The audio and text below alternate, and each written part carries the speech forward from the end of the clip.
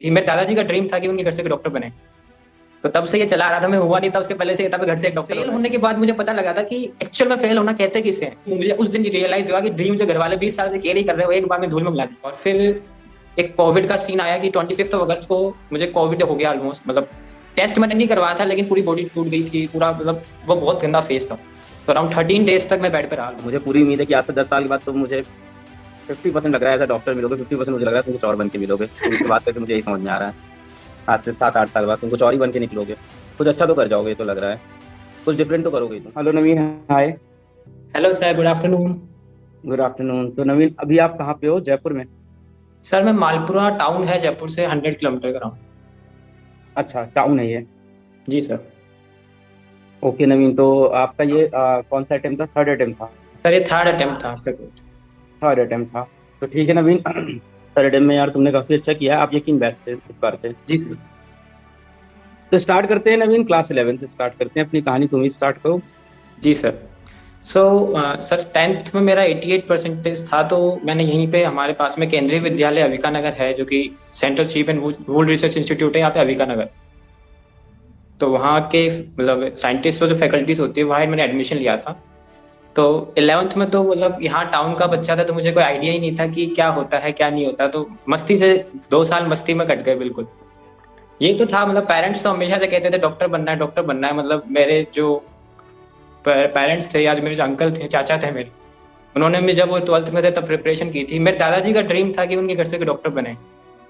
तो तब से ये चला आ रहा था, मैं हुआ नहीं था उसके पहले से, था घर से एक डॉक्टर होना चाहिए। तो उन्होंने मतलब काफी मोटिवेट किया था काफी पूरी जर्नी में सारा कुछ। मतलब एक तरह से मेरे मतलब पूरा वो देखते रहते कि क्या चल रहा है जिंदगी में, पूरा गाइडेंस तरह से कोई गलती तो नहीं कर रहा ना, ऐसे चल रहा था। तो लेकिन 11th 12th बिल्कुल मस्ती में काटे। यहाँ कोई आइडिया नहीं था कि क्या डिमांड करता है ये। फिर आफ्टर 12th बगल में जयपुर था तो पापा ने बोला जयपुर। तो उस टाइम में मेरे 431 स्कोर आया था। लेकिन मुझे पता था कि जब मेरा बिल्कुल भी मतलब बेस्ट तो है ही नहीं। मैंने सेम डे डिसाइड कर लिया था कि वापस कोचिंग करनी है और अपना बेस्ट अब निकालना। उस मतलब फेल होने के बाद मुझे पता लगा था कि एक्चुअल में फेल होना कहते किसे हैं। उस साल 431 के बाद, क्योंकि पेरेंट्स को देखा वो ड्रीम, मुझे उस दिन रियलाइज हुआ कि ड्रीम जो घर वाले 20 साल से कैरी कर रहे हो एक बार में धूल में मिला दी।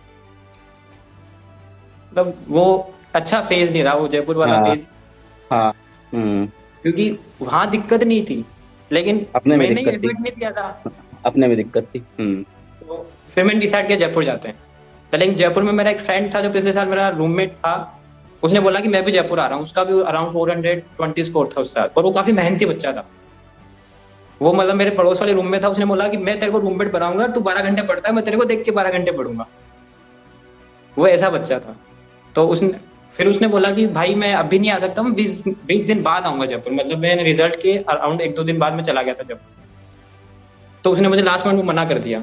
तो मैंने मतलब वो फ्लाईओवर जो है गोपालपुरा फ्लाईओवर, वो उसके नीचे बैठ के 2 मिनट इंट्रोस्पेक्शन किया। मैंने डिसाइड किया कि जयपुर तो अब रहना ही नहीं है। अच्छा। और उस टाइम मैंने डिसाइड किया कि अब कोटा चलते हैं। और रीजन क्या है? क्योंकि दोस्त नहीं आ रहा है?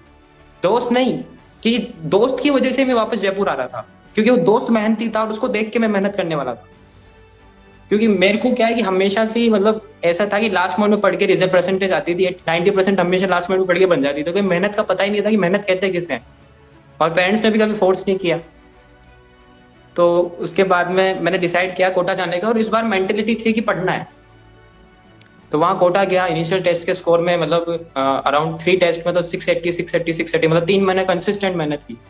तो वहां से हॉस्टल से कोचिंग से हॉस्टल आया और इतनी मतलब मेहनत में उस टाइम बिल्कुल कमी नहीं छोड़ी। और टेस्ट में स्कोर ग्रेजुअली थोड़ा डिक्रीज होता है जब जैसे जैसे सिलेबस प्रोसीड करता है। तो बिल्कुल बिल्कुल।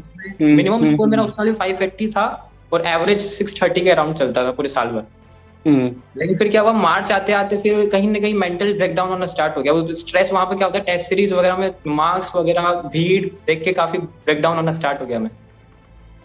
तो 13 मार्च को मैं वहां से आया यहाँ पे, क्योंकि मैं बिल्कुल ब्रेकडाउन हो चुका था। मेरे फैकल्टीज ने मुझे बोला कि आप थोड़े दिन घर जाके आ।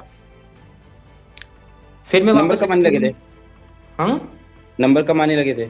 नंबर सर आते थे लेकिन खुद पे सेल्फ डाउट स्टार्ट हो गया था।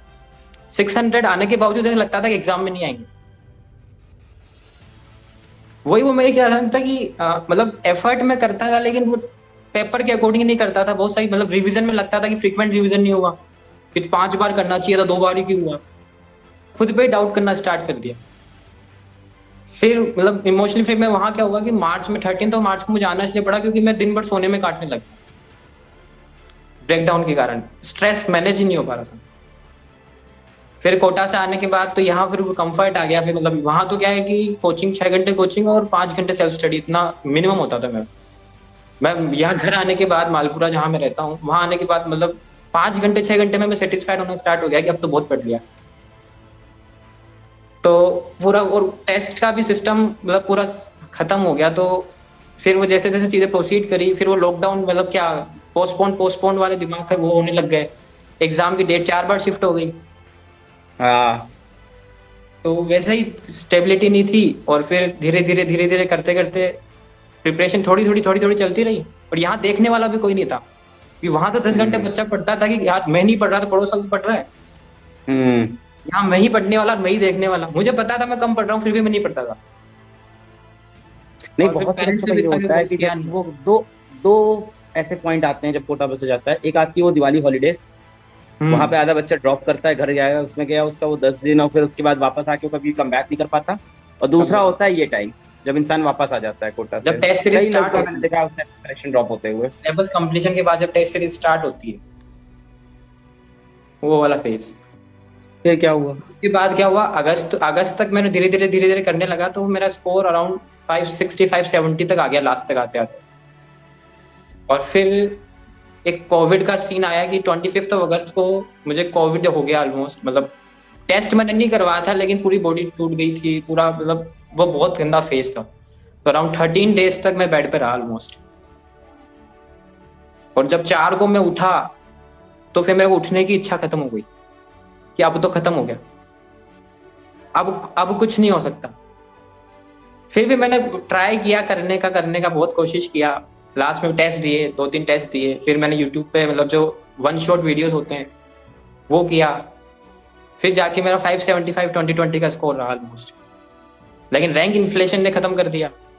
हम्म फिर मैंने एनालाइज किया, इंट्रोस्पेक्ट किया, तो मुझे लगा कि 615 स्कोर आने वाला था अगर मैं लास्ट मोमेंट पे, मतलब मेरा सारा पड़ा हुआ था एग्जाम। अगर वो मुझे एक्चुअल में क्या हुआ, एग्जाम के टाइम मुझे स्पीड का बहुत ज्यादा प्रॉब्लम हुआ क्योंकि मैं टेस्ट नहीं दिया लास्ट मोमेंट पे, तो मुझे पता नहीं पड़ा कि कहाँ स्पीड मैनेज करनी है। स्पीड अप करने के चक्कर में काफी एरर कर दिया, आउट ऑफ टच हो गए थे आप। आउट ऑफ अब टच आ हो रहा था, गया। टाइम ले रहा था सब चीजें, रिकॉल करना पड़ रहा होगा चीजें, रिकॉल करनी पड़ हाथ गई, तेज चल नहीं रहा था। बस वो बात है कि तो मैंने डिसाइड किया था कि अब तो वेटनरी में जाना है, दोनों तरह से लेंगे, एग्रीकल्चर भी सीखेंगे और वेटनरी भी सीखेंगे, एनिमल हस्बेंड्री भी सब कर लेंगे। वेटनरी डॉक्टर से कन्वर्सेशन किया, जो कॉलेजेस है वेटनरी इंडिया में, उनके डीन जो होते हैं, उनके प्रिंसिपल, उनके प्रोफेसर, उन सबसे व्हाट्सएप पे कांटेक्ट किया, कॉल किया उन सबको। तो फिर मैंने डिसाइड किया कि ऑल इंडिया कोटा से मुझे मद्रास वेटनरी कॉलेज मिल जाएगी प्रीवियस रैंक्स के अकॉर्डिंग।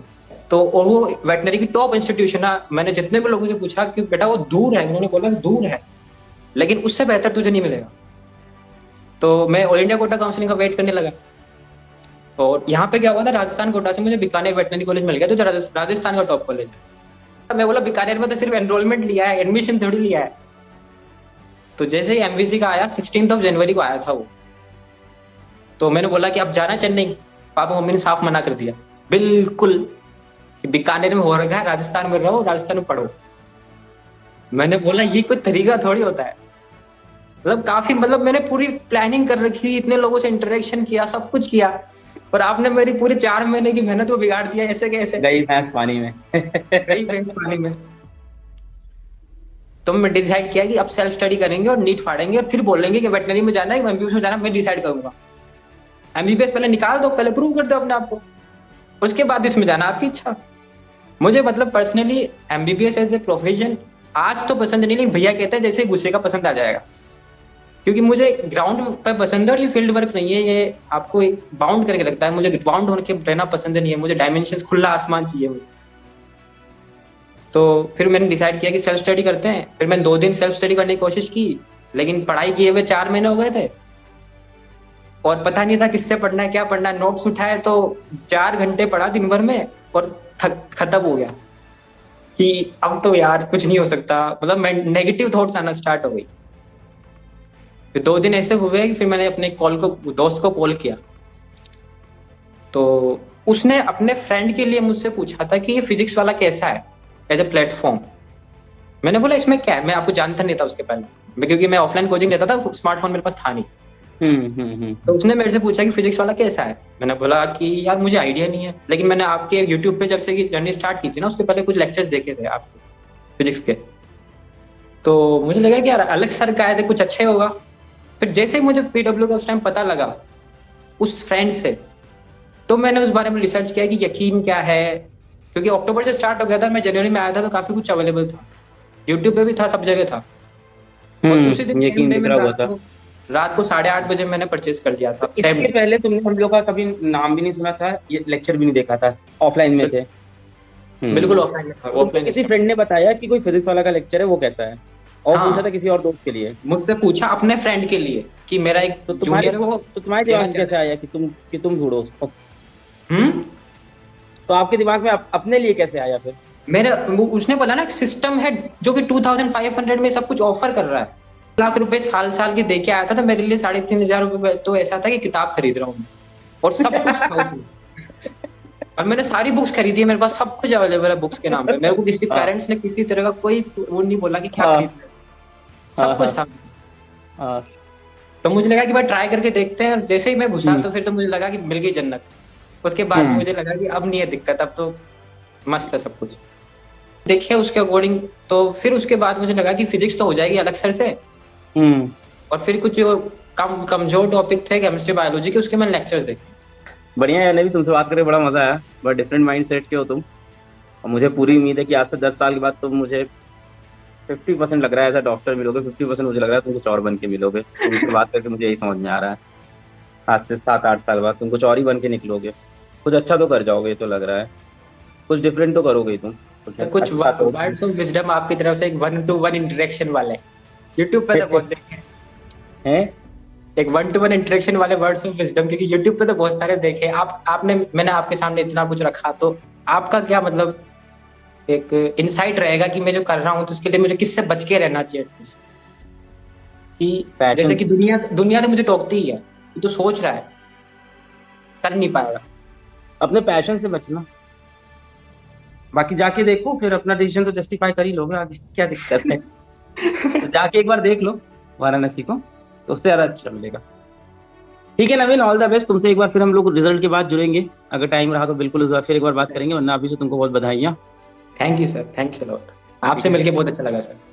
नहीं नहीं, तुमसे बात करके बहुत मजा आया मुझको, काफी डिफरेंट माइंडसेट है, काफी बढ़िया आंसर्स तुमने दिए हैं, और काफी क्वेश्चंस भी बड़े अच्छे पूछे हैं। ठीक है नवीन, आई होप ठीक है तुमसे अभी हम रिजल्ट के बाद मिले और उसके बाद लाइफ में फिर मिले सर, जरूर। 5 साल बाद। आप प्लीज मिलना मेरे से, प्लीज, कुछ रिजल्ट के क्रिएटिव बाद। करते हुए आप मिलो मुझसे, मुझे अच्छा लगता है। ठीक है। जी सर, थैंक यू सर। ठीक है Naveen, all the best, bye. Bye bye sir.